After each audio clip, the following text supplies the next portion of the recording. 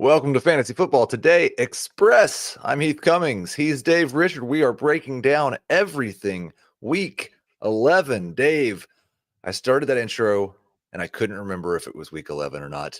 You know who knew what week it was? Anthony Richardson is back. We're going to talk winners and losers, break down this slate, and one of the stories of the day, Anthony Richardson, Josh Downs, big days. Did the benching work or are the Jets just this bad? Probably a combination of the two. There were some throws that Anthony Richardson made, particularly like on that fourth quarter drive where they were down scored, that were excellent. Like he really started to look a lot better. And he said he was more relaxed. He said that there wasn't as much pressure on him compared to other starts that he made. And you could tell it showed. Completed 20 of 30 passes, good yardage with it, off target on 10% of his throws, seemed competent as a thrower. But the other thing that he did was the thing that we love about him and the reason why we wanted to draft him, and that was run the ball. 2 rushing touchdowns are huge. And now we really have to legitimately question whether or not he is a reliable starting fantasy quarterback after one game against the Jets. We can always say, oh, it's the Jets. He's never going to be this good again, but you can't say for sure. I'm not going to feel good about him starting against Detroit next week, but we're going to get another chance at him. And you know what? As bye weeks go, this coming week, Heath, 6 teams on bye, you can do a lot worse than Anthony Richardson if you've got him on your bench. 272 yards, 20 of 30. Also ran for 2 touchdowns. You know who didn't like that, Dave? Jonathan Taylor, fantasy managers, 24 carries, 57 yards. It's almost like the Jets just said, you know what? Anthony Richardson can't beat us as a passer. We're going to stop the run. Congratulations. You held the Colts to 2.6 yards per carry and lost. Josh Downs, fantastic fantasy day, 19.4 PPR fantasy points, only 5 targets. Is it fool's gold? It's a sixth of the attempts that Richardson had. I wish that number was a little bit higher. Pittman actually led the team in targets with 8. I think he's the guy that's most in tune with Richardson, just like he was also the guy who's most in tune with Flacco, which would tell you that he's probably the best wide receiver that the Colts have right now. I'm talking about Josh Downs. So I kind of think it's fool's gold that he's only going to see 5 targets a game. I think that number could go up. I'm excited about him moving forward. I wish I had him ranked higher this week. I'll give you somebody to be excited about. Tamm Hill with one of the greatest fantasy days a tight end has ever had. Maybe the greatest. You talk about him like that. Maybe the greatest fantasy day. 7 rushes, 138 yards, 3 touchdowns, led the team with 10 targets, 8 catches, and had 50 receiving yards. Dave, that's like 40 fantasy points in a normal league. I'm in a tight end premium league where he put up a 50 burger. Oh, yeah. Is what a cheat code in a tight end premium. Like a 25% rush share and a 34% target share.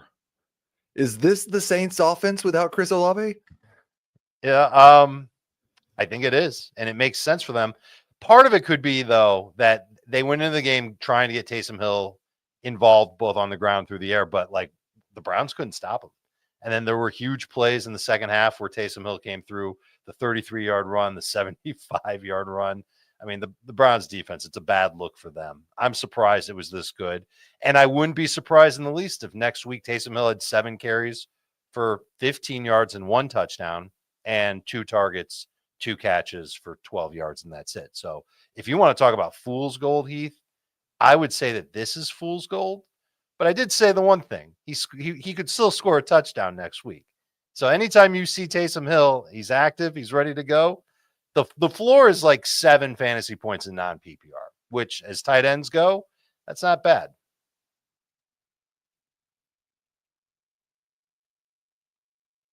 It was one thing when he had 7 rush attempts and would maybe get a target.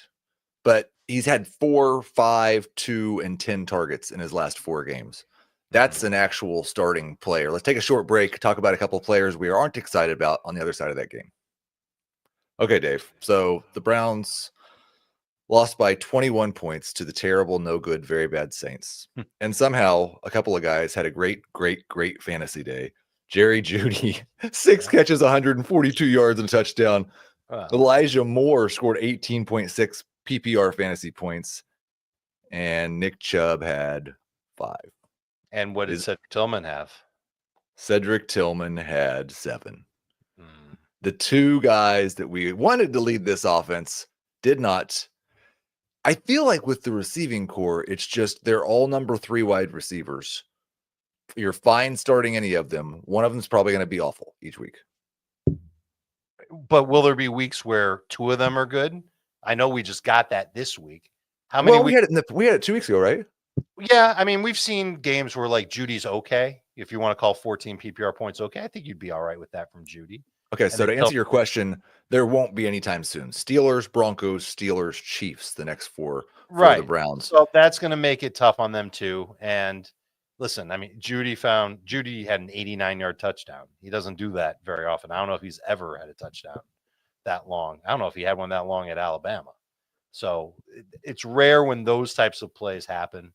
The thing you can buy into with Jeudy is the 11 targets. And here they came out of their bye where Jeudy seemed to be a priority in the passing game. 395 yards, 29 fantasy points for Jameis Winston. Is it over for Nick Chubb? I think it is. I hate to say it. And part of it's game script. But how many games are the Browns going to be leading in or competitive? I mean, this was supposed to be one of those games. Run down their schedule again, Heath. It was the Steelers twice. I went away from that page of my phone. The Steelers twice and the Chiefs and the Broncos. Steelers, Chiefs. How many of those games will Cleveland have a lead in the second half? Maybe 1? I would say 0. Yeah. Well, that's how many times you should start. No, the Chiefs are always behind in the second half, so they'll probably have a lead over them. Speaking of the Chiefs, you were right to be low on DeAndre Hopkins today.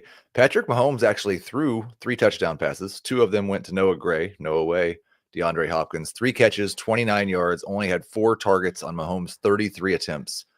Yeah. We saw a really good game against Tampa Bay and bad game against Patrick Surtain, bad game against the Buffalo Bills. Those are both very good matchups. DeAndre Hopkins, bad matchups. The next 2 weeks has the Carolina Panthers and the Las Vegas Raiders. Are we going to start him as number 3 wide receivers? I think you can absolutely start him next week against Carolina. Again, 6 teams on bye.